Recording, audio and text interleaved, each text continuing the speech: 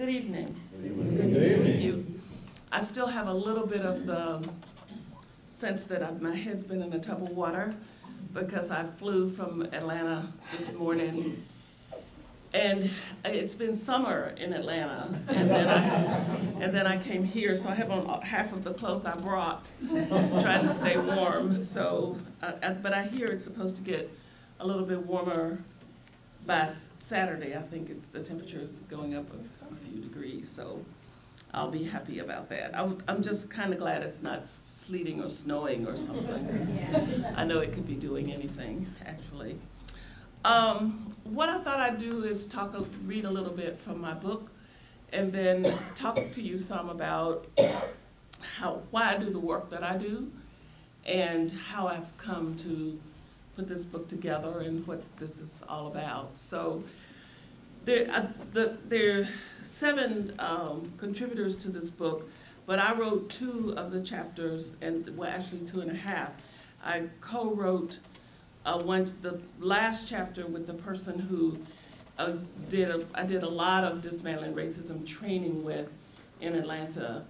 And so we wrote up the story of the Diocese of Atlanta, how we went from being a commission that was kind of not too popular, doing training that people weren't too interested in coming to but had to because it was required, to being a thriving group of people that now are seen as a group that is seen as a resource for the diocese, watching people become mobilized around the work of dismantling racism. And we're moving to, we have put ourselves out of business as a commission, and we're going to be opening a center for racial healing this fall.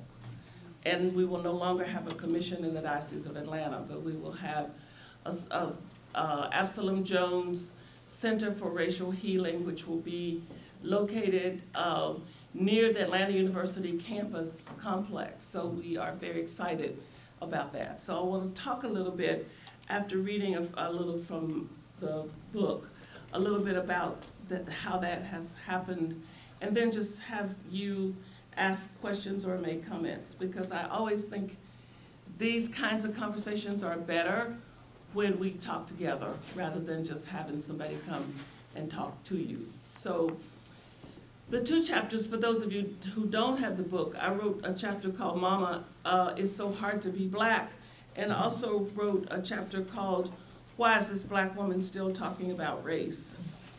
And I'm going to read a little bit from, I might read a little from both of them, but first let me read this from the 3rd chapter, which is Why Is This Black Woman Still Talking About Race? Even before I learned about race, I knew that I was different. I was not sure what the difference was until my parents told me the reasons why I could not go to the front window at the Dairy Queen, try on the new dress that I wanted, or sit in the same waiting room with white people in our little rural Arkansas town.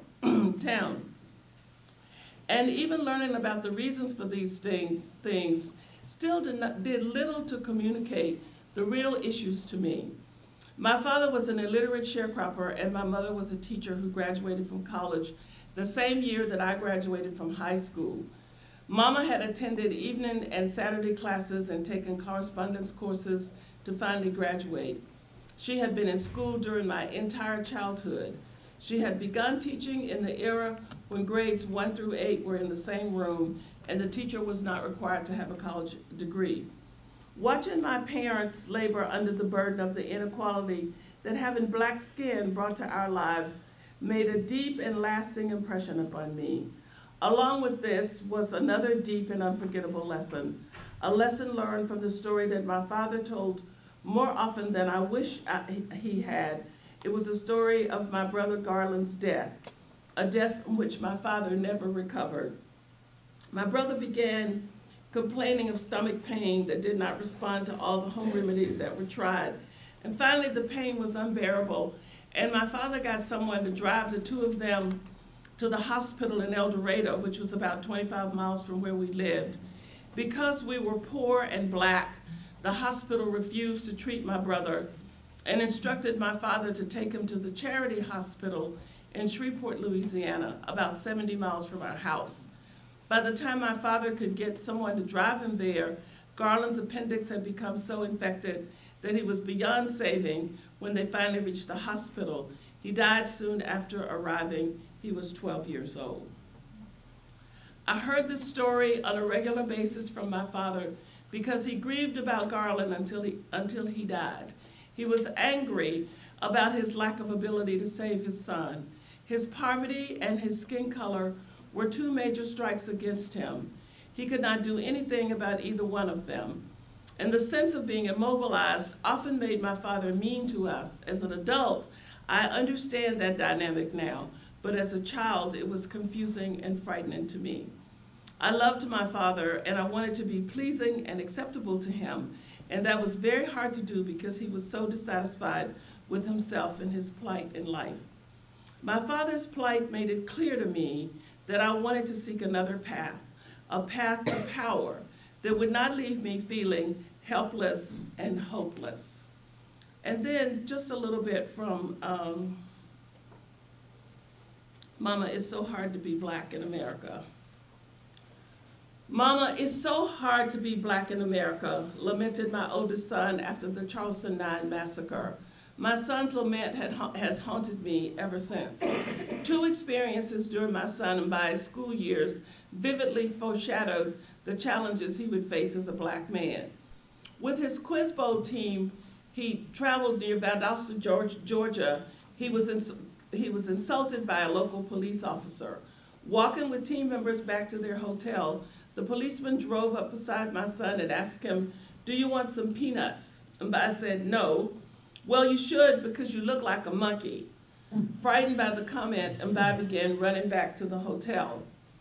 On another occasion, one of his teachers criticized Mbai and one of his classmates for their African names. She thought their names had been contrived in some manner, instead of realizing that both children were native-born Africans. My son was born in Gambia and his friend in Nigeria. In both cases, I demanded that the adults involved write letters of apology.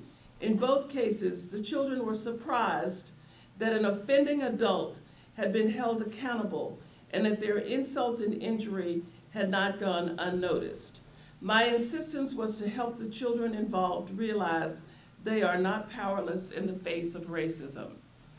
It's a very tricky issue to be able to teach that, because you have, on the one hand, as an African American, you have to teach your children how to stay alive in a society where there's a power structure that doesn't take them into account and is willing to do them harm in the face of their trying to be independent, empowered people. On the other hand, you have to teach them that they are not powerless, or else they end up being immobilized and angry and don't end up living their lives to the fullest extent. And the thing about the first part of the story that I read to you about my father knew that he was up against something he couldn't do anything about.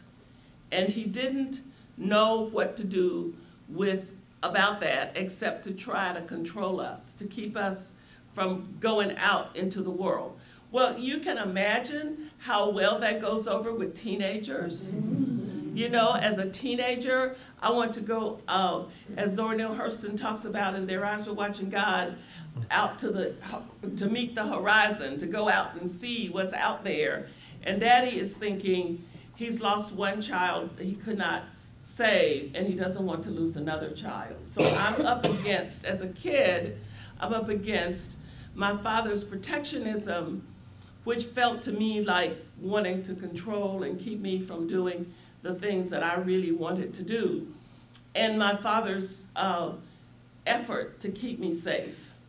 And now that I have my own kids, I understand that dynamic. At the time I didn't, and I was kind of pretty ugly about it a lot of the time, because you know, teenagers they can be ugly anyway without being provoked. And so, but as I have spent these years reflecting upon my own journey and reflecting upon my family, I very much appreciate my father, and I hope that my continued work somehow helps him to do whatever he needs to do on the other side of the veil. I don't know that it will, but I am convinced that the more we do to bring light into the world, it helps us who are still living, and it helps those who have gone on. So, so I bring that kind of spirit to this work, and to that kind of commitment to this work that grew out of the deep desire not to let myself be immobilized as a person, and not to ever let one of my children have to die because I was powerless. So when my youngest son was a little kid, when he was maybe 5 or 6, I guess, he was going to the YWCA for after-school program, and he came out of I dropped him, picked him up every day from there, and a couple days a week they did swimming. So this particular day he comes and he gets in the car and he says, "Mama, that little white boy in there just told me he wouldn't get dressed out of his swimsuit because he didn't want to get dressed in front of me and my other friend, the other little boy that was in the room, because we were black people." And I was just like livid. And so I bolted out of the car. I didn't say anything to William.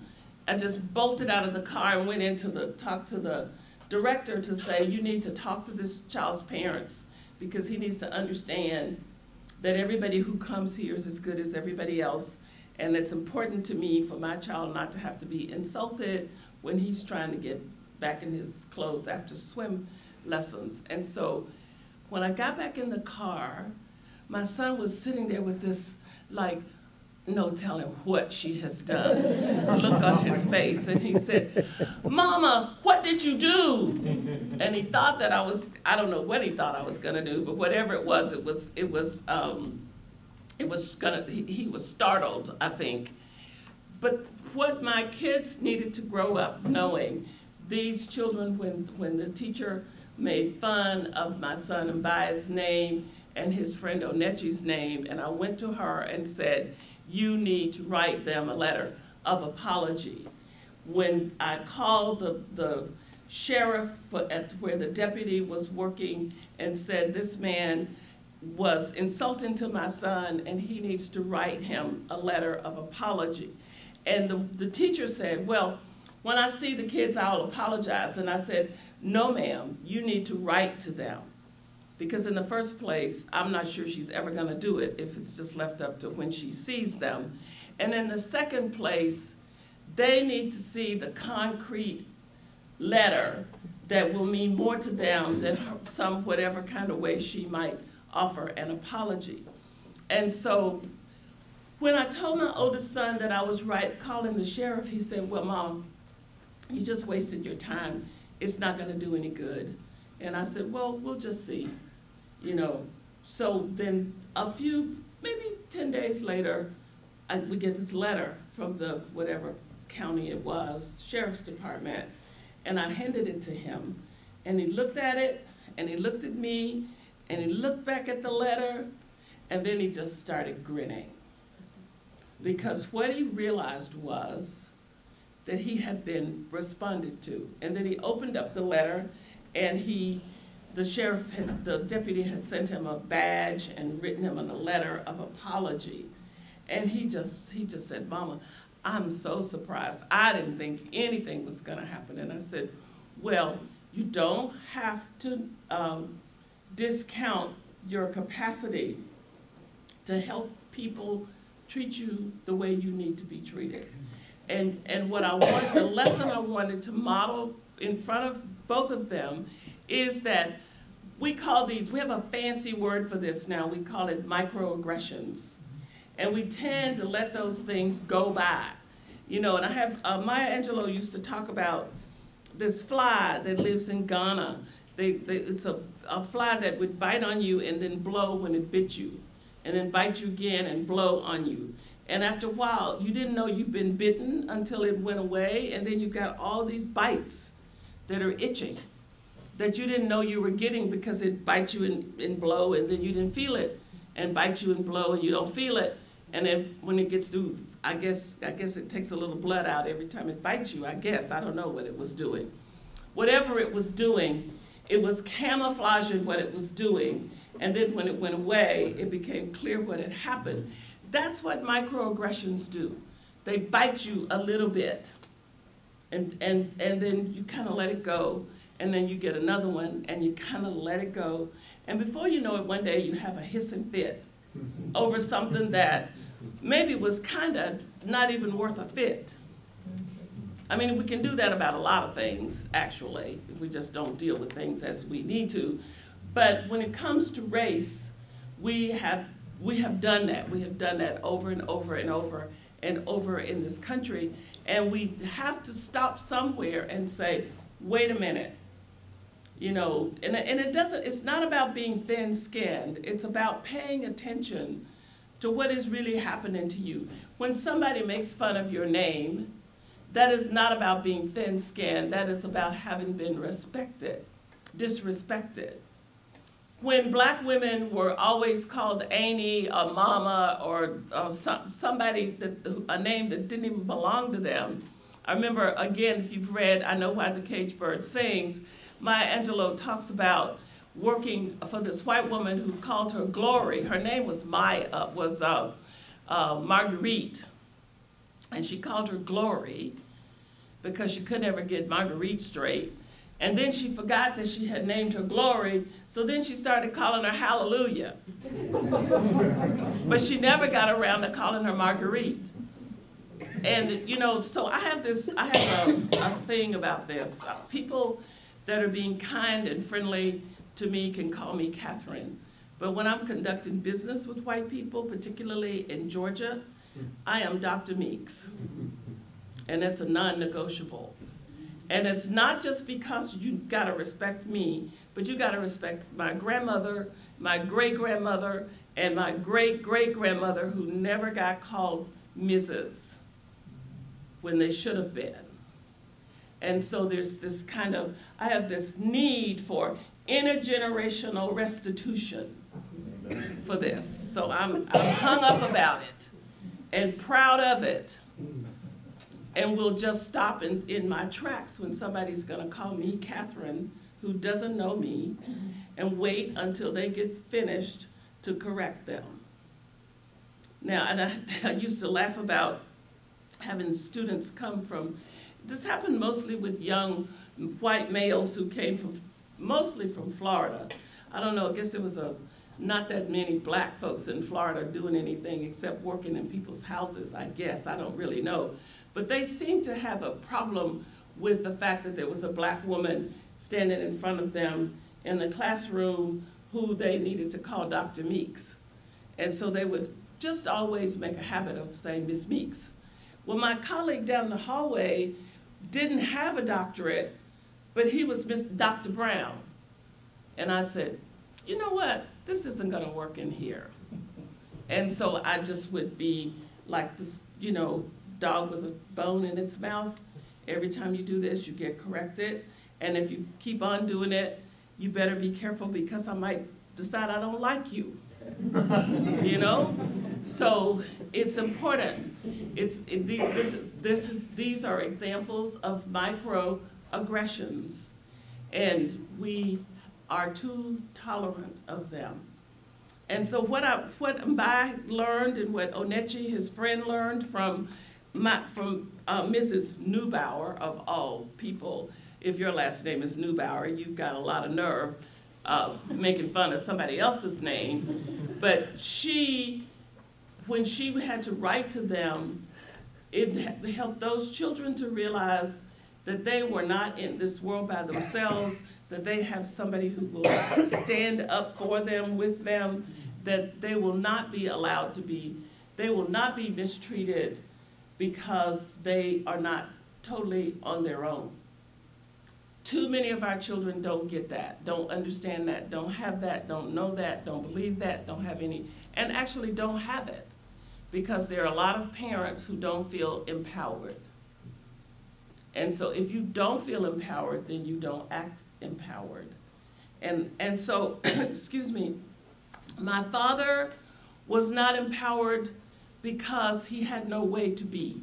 He was an illiterate black man in America, and that's a disempowering set of facts.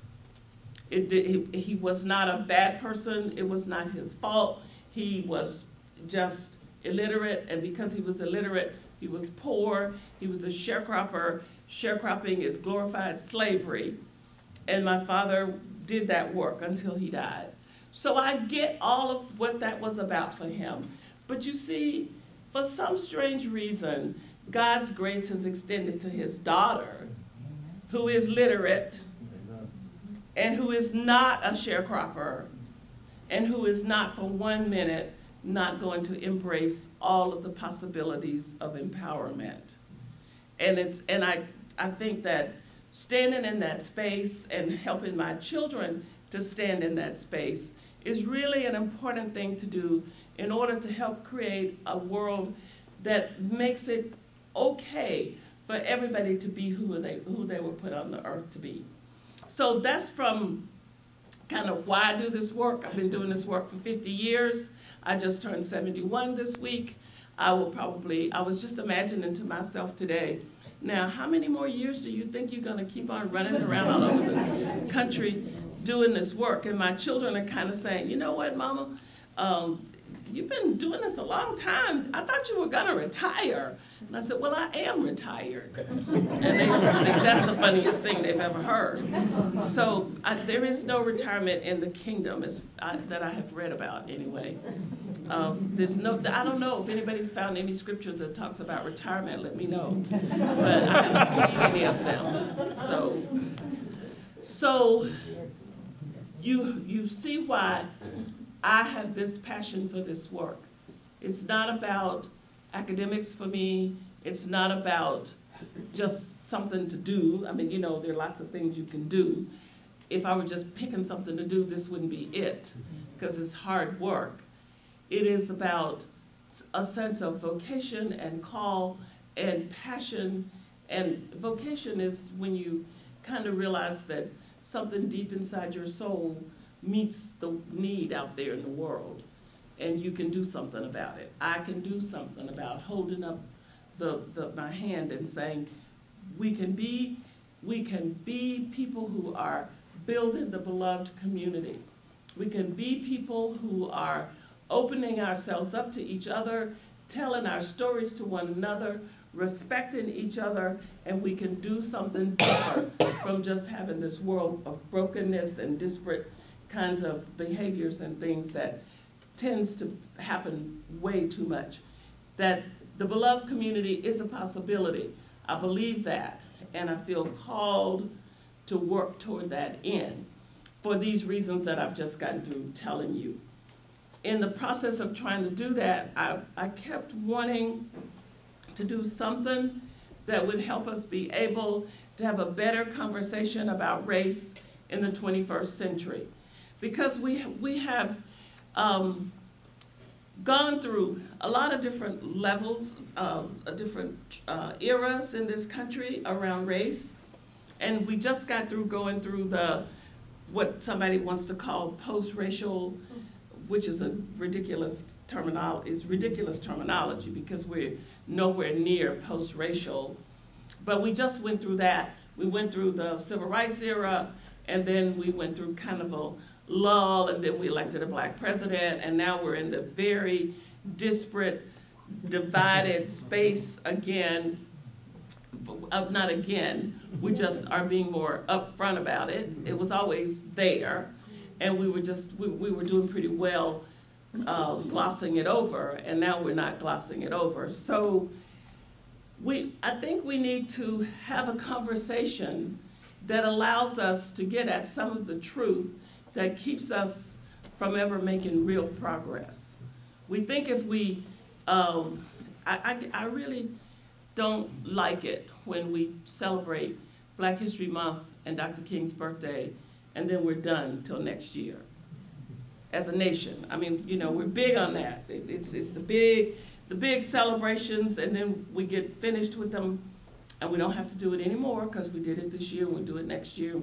and next year it'll be even better, and I'll get a better dress to wear, and you know, and it's just does not sit well with me, because it does not lead us to doing the ongoing daily hard work that has to be done to really forge relationships that are built on the truth. So we have, I wanted to try to see if I could contribute to making that conversation, helping that conversation. And so this book is an effort to do that. So there are these 9 chapters that are set out so that you can actually use this book very easily for a book study. There are questions at the end of it that deal with each chapter, so you don't even have to try to make up your own questions. You can certainly do that. You don't have to use the ones that we have here, but they are here. And the folks who've written have written from different disciplines. Dr. Luther Smith is a retired theologian, as you can read in the about the contributors. Dr. Loretta Coleman Brown is a retired psychologist. Don Mosley, I love his title, Diary of a Spoiled White Guy, is a founder of Jubilee Partners, which is a refugee resettlement center in Georgia, used to be at Koinonia Farm down near Americus, Georgia. Dr. Diane D'Souza is at the director of the Missions Institute at the Episcopal Divinity Seminary in Boston. And Dr. Lynn Huber is a retired social worker and lives out in Colorado. And Reverend Robert Wright is the Bishop of Atlanta, of the Diocese of Atlanta. So there's a diverse group of people here, psychologists, social workers, theologians. I think I fall in the category of my work is African American women's literature and Jungian psychology and a little bit of cornfield theology. And so that's kind of the mixture. So there's different perspectives here that lend themselves to discussion, I think, and issues that are being raised that need to be talked about now. But the most important thing, I think, is for us to create some spaces where people really do try to tell the truth to each other. And so we have removed from our vocabulary in the Diocese of Atlanta any talk about creating safe space to talk about race. We are not in the business of creating safe space. We are in the business of creating brave spaces where people will tell the truth. We have got to get, I just got fired about 3 weeks ago by the Macon Telegraph, a paper that I have written for the last 10 years, because I wrote a piece about free speech, and I made the comment that since we have the Ku Klux Klan in the White House, we had to be more vigilant about protecting free speech. And I was talking about the alt-right. And if you look at their ideology, they are very much on the same track. So I think the publisher, who really has not ever met me, I think he was looking for an excuse to get rid of me because he didn't like me anyway, but he didn't have, I had never said anything that he could really make a case for without really showing himself to be who he really is. So he chose that statement to be the thing that, to say to me, I don't like your tone, and so we're not gonna have you write anymore. And then to have people say to me, well, you know, sometimes your articles are a little over the top. Well, what makes my articles over the top is that I tell the story through my lens. I tell the story through my eyes. I tell the story from my heart. My son was profiled by the police. I wrote a column about it, and I got letter after letter saying, well, maybe it was this, and maybe it was that, and you may be seeing this wrong. You don't get to tell me how I see. I don't get to tell you how you see. What I can tell you is how what you say makes me feel. I cannot tell you how you see it. So we need to create spaces where we don't edit each other's stories, where we let people tell their stories, White people need to tell their stories to black people, and black people need to tell their stories to white people.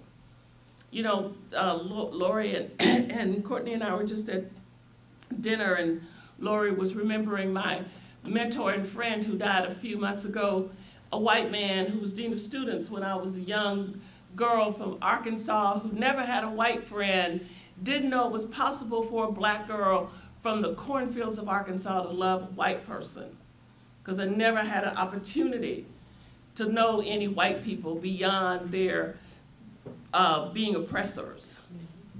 And so then I met Jennings Davis and Lucille Todd and Vera Davis and Ann King, and they're 4 white people who loved me without editing me, who did not try to tell me how to think or who I was supposed to be.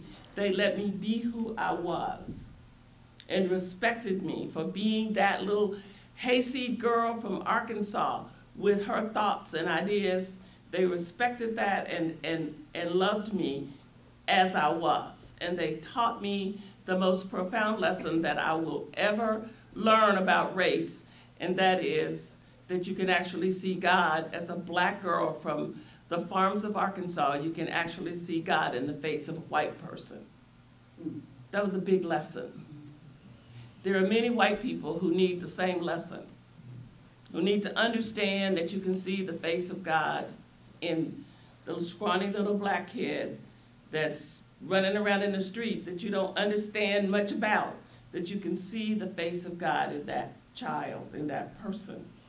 We have separated ourselves in these strange ways so that we don't get to hear each other's stories, we don't tell each other our stories, we live our lives with projections and what we think and what we made up, and rooted in our fears. And we have to wake ourselves up. So I think, I don't even know what time we're supposed to stop, but I want to leave enough time so people can actually have time to respond.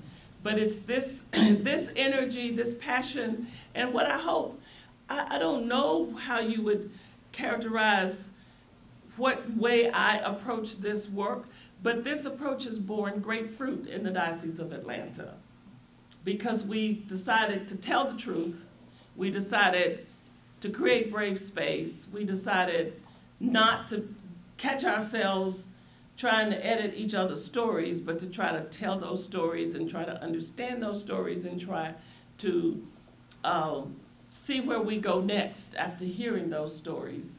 And it has really made a huge difference.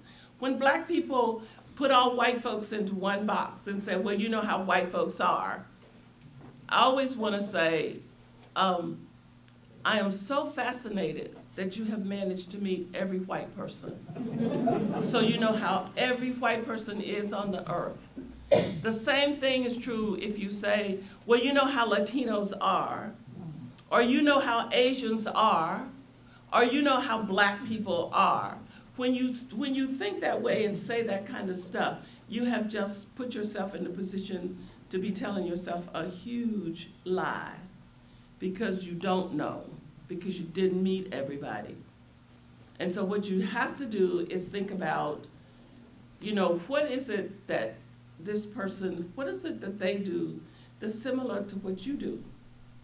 You know, I mean, just any person. And the people that is hardest to think about that about are the ones that you wish would leave the planet. I don't know if you have a list like that, but I do have a list of folks that if we could give them a one-way trip to space, I would be buying them a ticket. Or just telling God, you know, look, my life would be better if you just get this person out of the universe.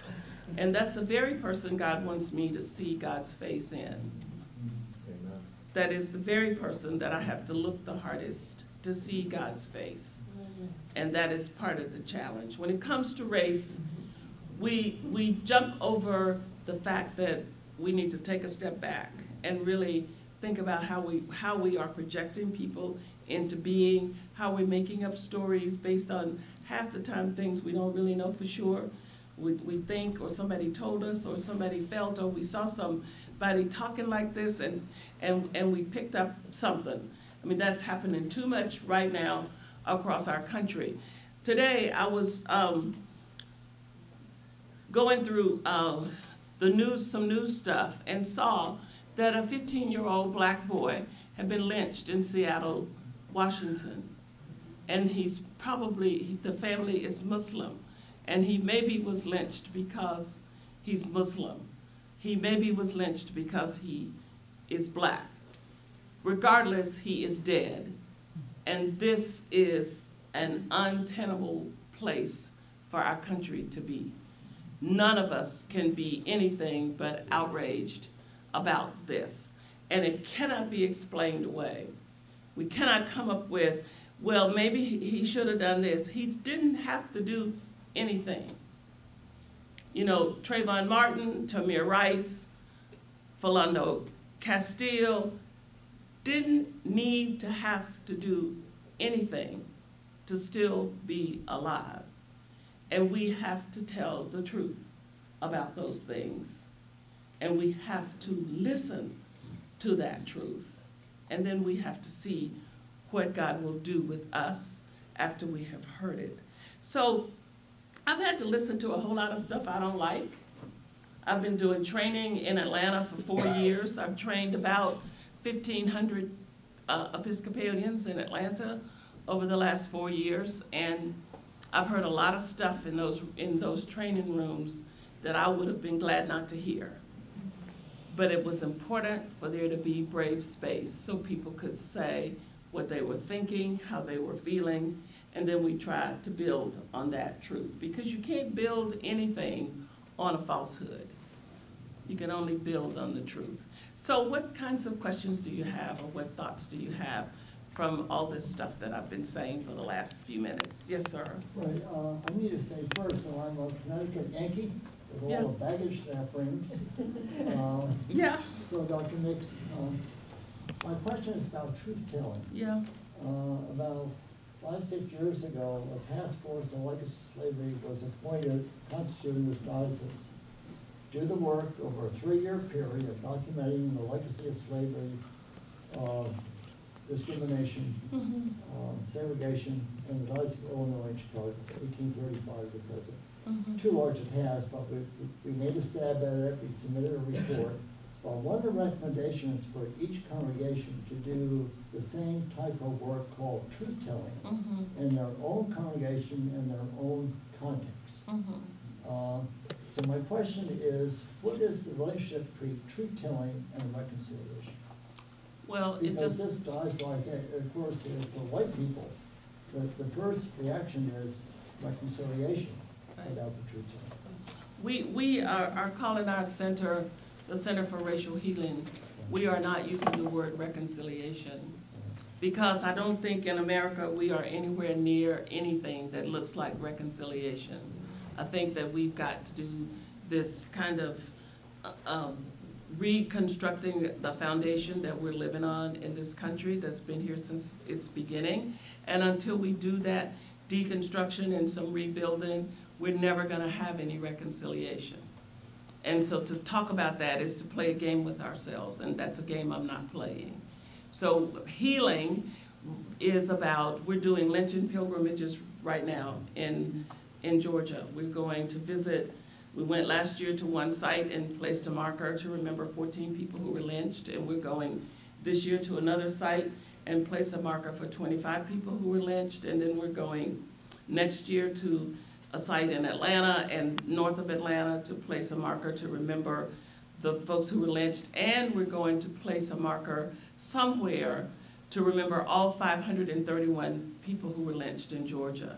Because the truth is that there was a barbaric spirit that existed in this country in the era of slavery that kept going to help foster lynching, that has kept going to foster mass incarceration, that continued to foster the death penalty and how it's disproportionately used on poor people and black people, and is continuing into this current moment where there are these what we call extrajudicial killings, which is really 21st century lynching. So there is a thread of truth in that all those things that we have to pay attention to. So it doesn't do us any good to write historical analyses of what our slave history is in church if we're not going to let it somehow permeate us to do something different. So my big thing is anything that we're doing making any difference? So when we do something, there needs to be some transformation. You might just be upset. You might just act a little crazy because you encountered a piece of truth that really disrupted you. That doesn't bother me. What bothers me more is when people can go through all kinds of activities and keep on doing the same thing. I'd rather see people be disrupted and uncomfortable and just flat out miserable because they learned a piece of truth than that you're waiting for the next King Day to come. It should not be so much fun to go celebrate Martin Luther King's birthday in the 21st century. We just like him so well because he's dead. When he was alive, we didn't like him. I mean, people didn't like him in America. We don't like any of the prophet when they're alive. We like them much better dead. They're a lot less troublesome. So I think that truth telling has everything to do with healing. And if we ever make some strides toward healing, we can start talking about, I don't know if it's reconciliation, but building the beloved community. It's actually, I think we have to create something here in terms of relationships between Black people and white people in America, because I think what was is not worth reconciling.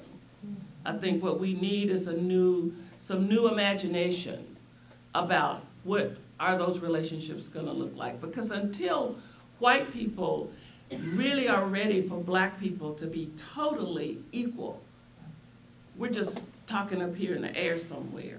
So I'm waiting, when I encounter the folks like I just was talking about a few minutes ago, Jennings and them, who truly saw me as somebody equal to them, as good as them. Yeah, they were older and they were doing things that I couldn't do, but they treated me as this person and celebrated my personhood in a way that had no denigration in it and no kind of,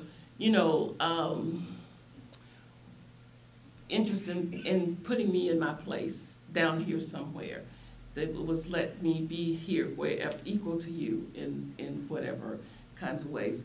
That's what I'm imagining, and that's what I'm working for. And I think that's where the truth telling needs to lead us. Someone else? Yes, sir. I'm curious about what the center actually does. The center is not open yet. Okay. So it doesn't do anything yet. What the center is going to do is take up the work that the commission is doing, which is, it's still a requirement in the Episcopal Church that everybody who's going to be a leader or is ordained or whatever has to take dismantling racism training. So that work will continue. It will continue under the auspices of the center rather than the commission. And we will continue to do pilgrimages and the kinds of intentional work that we've been doing already. But we will, in addition to that, have classes and activities in this physical location that we've never been able to have before because we haven't had a physical location. And we will develop a program. I don't know all of what we're going to do, but we're going to do this, every kind of work that we can do to help people become more conscious about dismantling racism so that there's a possibility for the beloved community to come into being. And so our center will be working in that regard. And we'll be opening October 14th, and then we'll go forward, and you'll just have to keep up with us to see what we do, because we don't know yet all of what we're going to do. But we do know we've raised our first $100,000, so the presiding bishop is committed to sign on as a partner with us in this work, and so we think we maybe are on a good path. We have a strategic plan that's been done, and I'm starting some serious fundraising this month with foundations and anybody and everybody who wants to contribute to this work is welcome to be a part of it. I'll say just quickly, one of our big areas of focus is mobilization of clergy in our diocese and involving our young people in this work. And so we're developing a curriculum for children from 6th grade to 12th grade. And when we get that curriculum done and out and really working well, we're going to go back and develop a curriculum for 1st graders to 5th graders. And then we'll be working with children from 1st grade to 12th grade around dismantling racism. So we won't be starting the work with folks that are 18 and above, because that's kind of late to get started. We need to start with, actually with kindergartners, I think. So that's, yeah, that's the gist of it. Yes, sir. Well, in the interest of full disclosure, I'm a Connecticut native too. We were talking earlier about how god-awful American politics has gotten since last year. And you mentioned feeling helpless. I mean, I feel the same way. You got anything to cheer us up? Well, no, I didn't say I feel hopeless, because I don't. What I said is that things are in a mess, but the truth is things have always been in a mess, but we have been able to navigate it a little bit better. And so truthfully, the way I see this present moment is God saying, God requires authenticity, God requires honesty. As a nation, we have pretended to be somebody that we are not.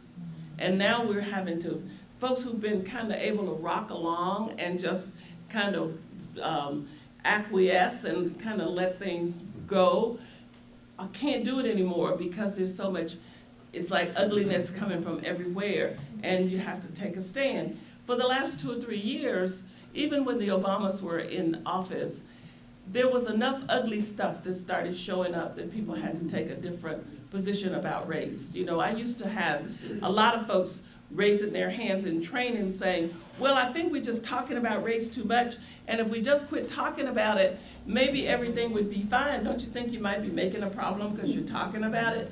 And I'm just sitting there like, okay, give me the patience to answer this question, because it wasn't about me making up the problem. It was about the problem being out there, and I'm trying to help us do something about it.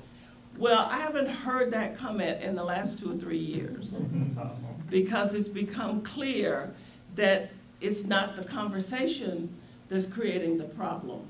So I think to answer the other piece of your question about where to have hope, we are people of faith, and we have to separate the empire from the kingdom and stop acting like just because the empire's messed up, that God is messed up. Those two, you know, I mean, that's part of our problem. We're good capitalists, you know, we support the system, the structures, and unless when they just go really haywire, then we want to say something. But the empire is not of God's making. We live in this world and we're not of it. I think I read that somewhere.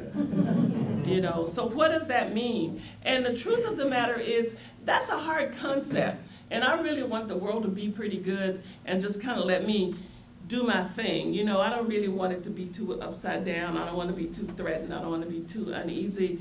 I just want to try to do my work and work on the stuff that needs to be done and kind of be all right with knowing that it's kind of messed up, but it's not so messed up that it makes me wake up in the night.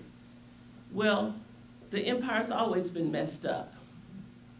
Ever since, you know, you read the Old Testament, good Lord, I mean, they're just one mess after another. And then we've had one mess after another in this country too.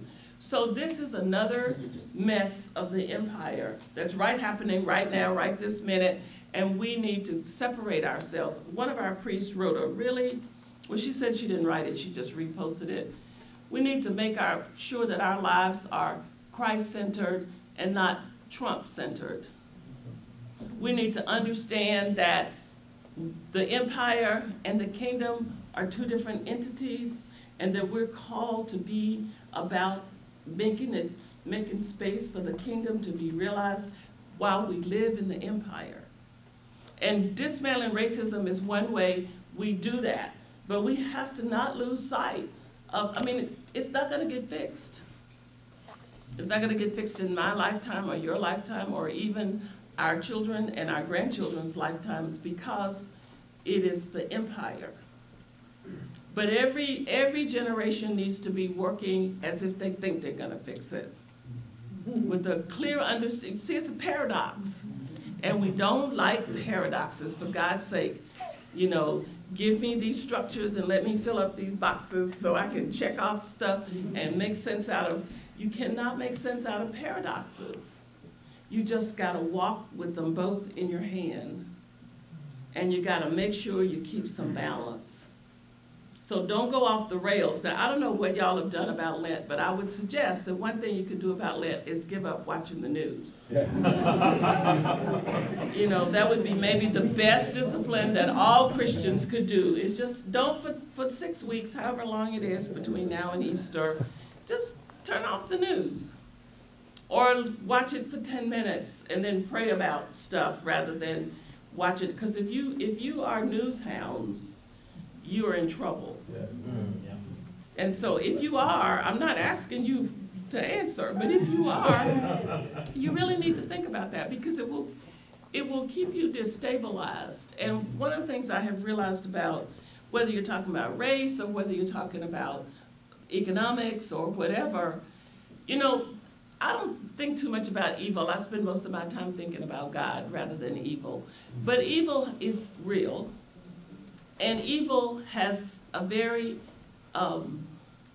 uncanny way of working with people like us. We're not gonna kill anybody. We're not gonna sleep around. We're not stealing, but we easily get drawn into despair. Just too quickly. I can go down the road to despair. It's just so big, this problem. Race is such a big problem. So just let me get in my little bubble and cover myself up here and see if I can just get through this life without being affected too much. You know, well, I invite you to take another look at Jesus, who's always getting himself outside of the bubble. And because of his faith in God, he never had any despair. He was always seeing what he could do and then doing it and then going on, you know? So I want to be that kind of person. I want to be the person saying, hey, Jesus, when you come back onto this earth, you're going to find faith because I'm going to be faithful. Now, am I going to fix stuff? Probably not. But I'm going to die trying. That's faithfulness, you know? Revolutionary patience. Revolutionary patience. My mama would say, when you get to the end of the rope, tie a knot in it and hang on. So that's what I learned from my mama. I didn't know it was called revolutionary patience until a few months ago. So I got this fancy name for what mama taught me way back then, because that's what she did. She tied knots in ropes and hung on. And that's what we have to do. And when times get hard and the wind blows hard and the hurricane looks like it's gonna get us, got to get to the eye of the hurricane and hang on. Yes, sir, your hand was up back there. Yeah, Dr. Meeks, you've done this work for many years. Yeah. And you have worked within the faith community. Mm-hmm. But also, racism is systemic. Mm-hmm. And even when the work is done within the faith community, what happens with the empire? And how do you think the empire will be impacted by the work we do? Well, it depends on how courageous we are. You know, how much am I willing to lay down my life for the work I'm doing? And I understand what I just said as being true about the empire. I also know that my total reason for being on the earth is to destabilize the empire, is to work for its destruction. But most Christians don't want to do that because we are too married to order and the rules. And, you know, we're called to be subversives. But you'll end up getting killed doing that. I mean, you know, remember that guy Jesus? Got killed standing against the empire. So that's why that's why we do the work in the incremental ways to stay as safe as we can.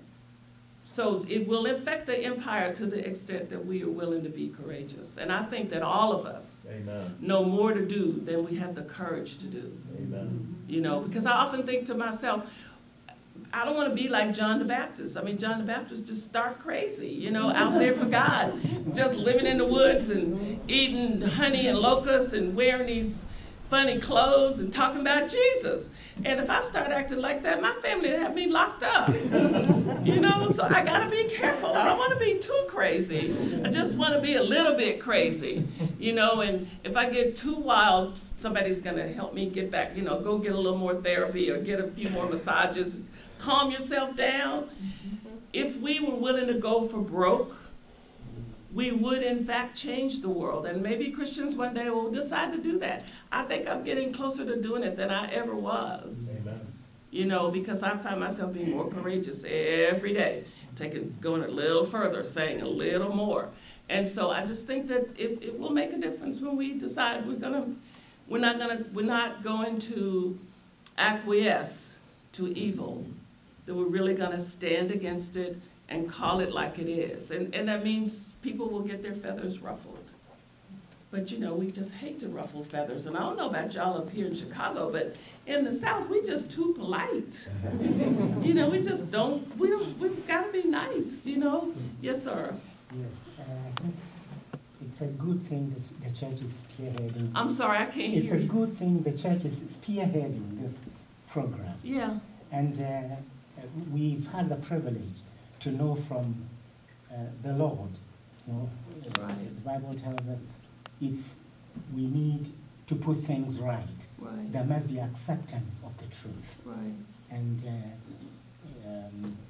to accept the truth, it's when you accept the truth that reconciliation could be possible. Right. Now, the question is the church accepting the truth?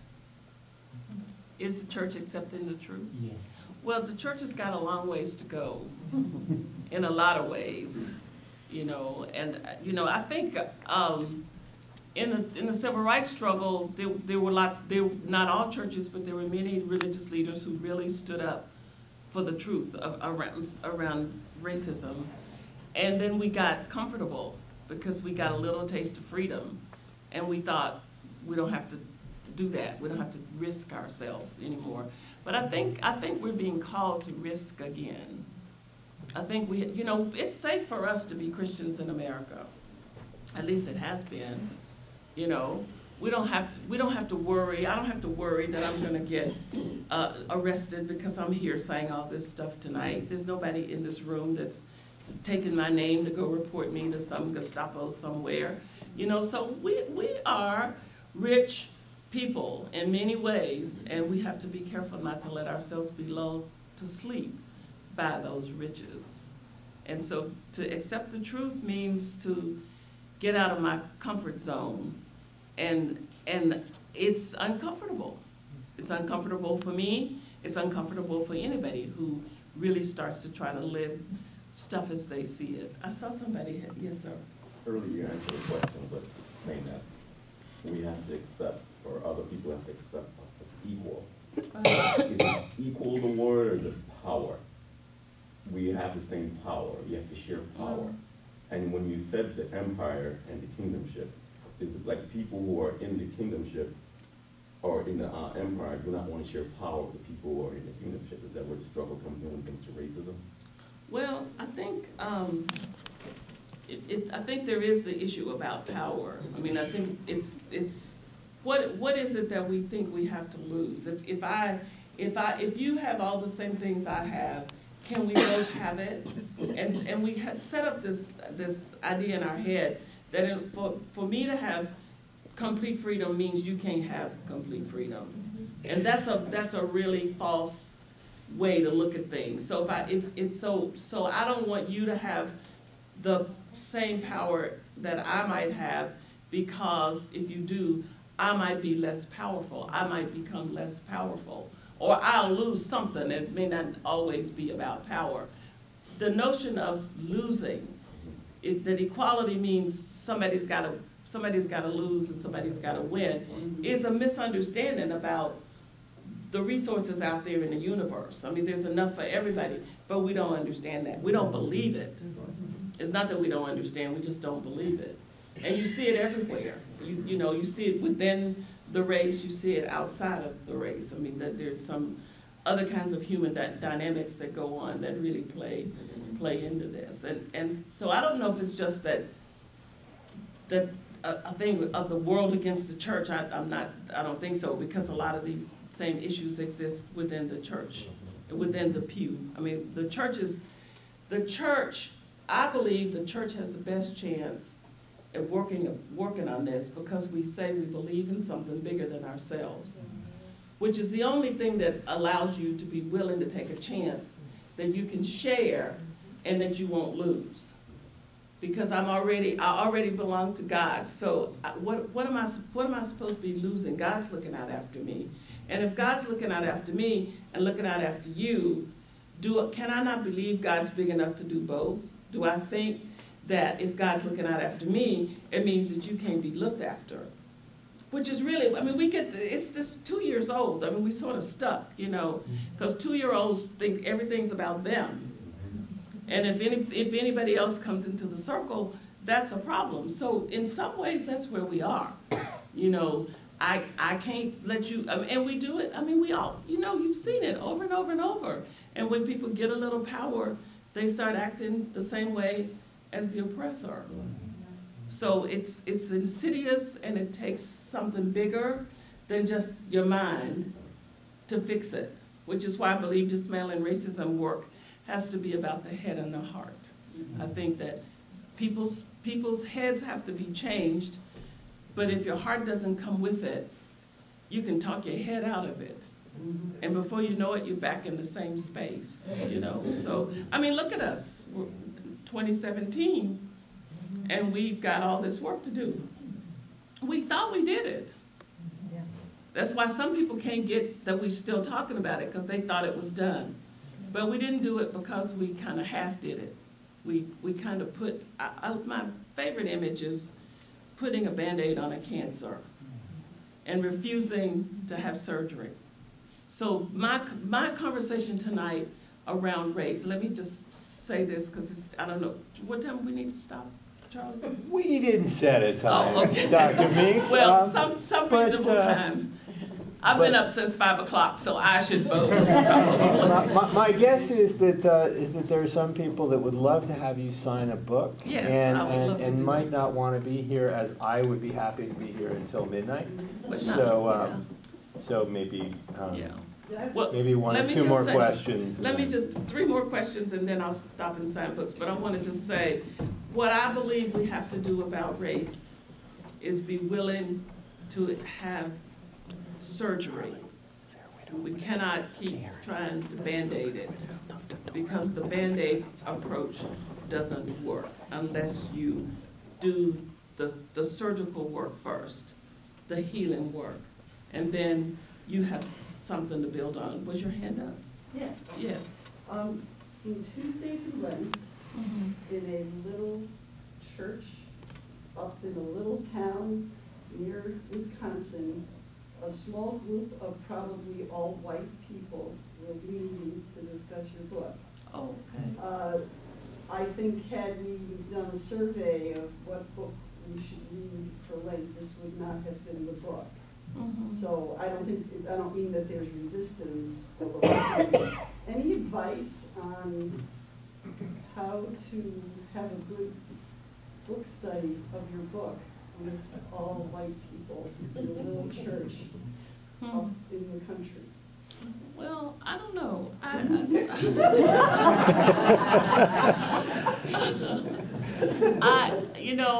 I guess my feeling is that the intention, that coming together with this book, with the intention to talk about it honestly and openly, will be an important thing. And that if people are willing to read these words and really try to embrace them rather than dismiss them, then I don't see, the reason why I say I don't know is because I don't know what God is up to. And I don't know what God will do in your little group with that 4 or 5 people who read these words and say, learn something, or have their eyes opened in some way. So, you know, I don't know. I don't know is the answer. And once you get into it, I think you just kind of need to go with what comes up. What are people's questions? How do people see themselves in these stories and in these words and thoughts, and how do they feel about it? I mean, those kinds of questions would be questions that I would ask, but I don't know what God will do. Because God's got a funny thing about, you know, doing God's work in God's way, and sometimes it blows you away just watching it. So I wish you the best, and thank you for reading my book. Yes, sir. Yeah, I come from the South. Yeah. And I know that the South isn't just one thing. Right. There are all different places in the South. But I've been in the North a long time, and I know the North is not all one. That's right. One way. But I wondered if you find it harder, or we need to approach it in a way that is different, or do you think it works? What you're talking about, it is really has to work in both here and there. I think telling the truth works everywhere.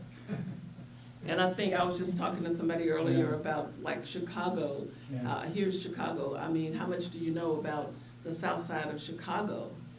You know, I know a lot about the south side of Chicago and Atlanta, but how much I was asking my friend who just recently moved here, how does the 700 murders affect people that don't live in the south side of Chicago? And he said, well, most people don't know about it.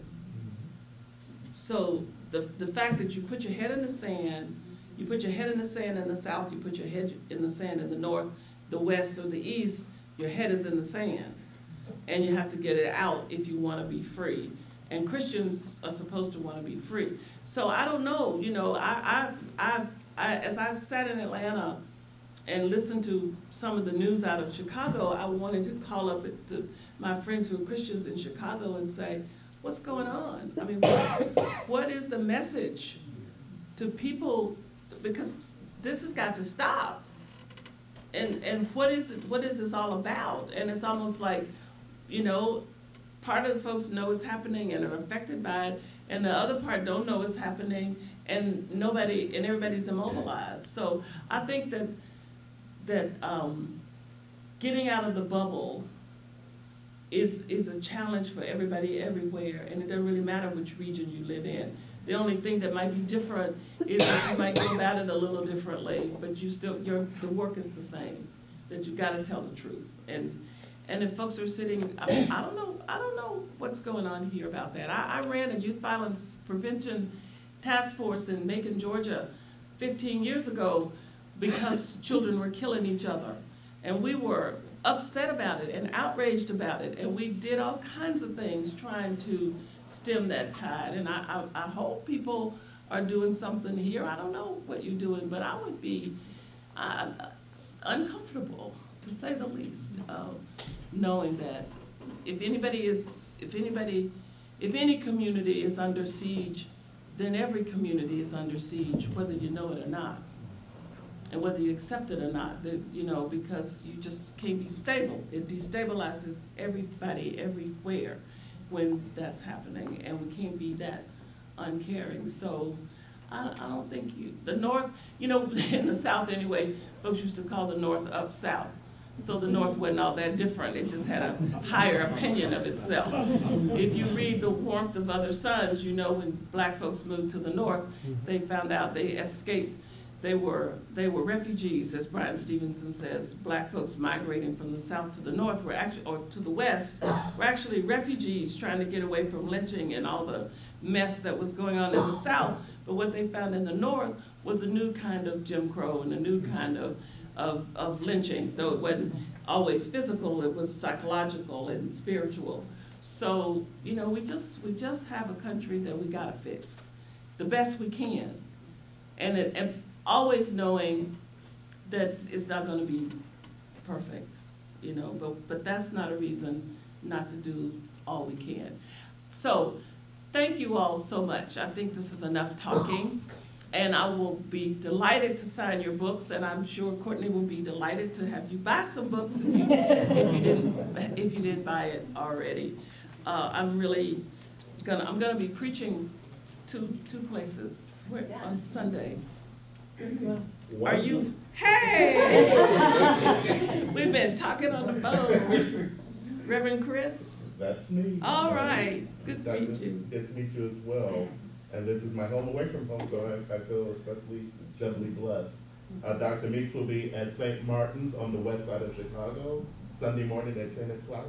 Yeah. If you could join us for lunch afterwards, or dare to miss your own church at 10, you're invited to either or both. But we're delighted. St. Martin's, 5700 West Midway Park in Austin. I'll be there at 9 for the Howard. All right. They're reading Jesus and the Disinherited in their Sunday school hour, which is by Dr. Howard Thurman. And if you don't know Dr. Howard Thurman, let me invite you to go look him up online and to go to the library and get some of his books and to read him, because he has so much to say to all of us in the 21st century about life and about life in the spirit and about being the people that God put us on the earth to be. So the fact that you all are reading Howard Thurman just makes my heart glow, and I will be there for the class. Well, let me update that. Be there at 9 o'clock. But I want to be in the room with folks reading Howard Thurman. And then at 4 o'clock on Sunday, I'm preaching at the cathedral, what's it called? St. James. The Cathedral of St. James? Okay. So, and you're welcome to come to any of those or whatever. So thank you very much, and God bless you, and I hope that you will, I hope you'll be able to have the courage to take some steps outside of where you are already standing. Because I know that everybody can step a little further down the road. There is a road, whether you see it or not, there is a road. And God is asking us, inviting us, pleading with us to be on that road and to be faithful. That's really what Christians' main thing is, that we will be faithful. And then it's up to God what God does with that faithfulness. And it doesn't mean you can't be intentional and that you don't have purpose and that you don't set out to achieve things. That is not what I'm saying. But that can't be the biggest part of it. The biggest part of it has to be that I will be faithful, whether I see results or not. Because sometimes I think, as a teacher anyway, and those of you who've taught know this, sometimes you think that your teaching was, that the person would have been better off if they hadn't come to your class. Because it looks like they got minus something rather than anything positive. And then this has happened to me before. And then years later, I get a letter from that student saying, you know, your class was the most important class I took in college. And I'm thinking, really? I didn't even think you were even there, even though your body was there. You know, so faithfulness. I mean, I think that's the real watchword. So God bless you.